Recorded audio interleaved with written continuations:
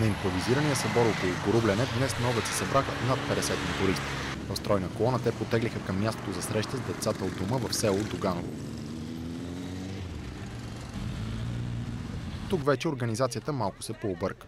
Дядо Коледа се суетеше, докато дочака елката да бъде украсена. Рокерите отмараха на чаша бира, а децата с интерес разглеждаха моторите. Над 300 човека са тези, които са дарили пари. Като организация участват близо 100 човека, които по един или друг начин помагат, за да стане това нещо. Какво успяхте да съберете за децата? И сумата е над 5500 лева, която събрахме. С голяма част от нея купихме подаръци за децата, останалите ще бъдат похарчени, за да се облагороди дома, за каквото се нуждае самия дом. Здравей, как се казваш? Асен.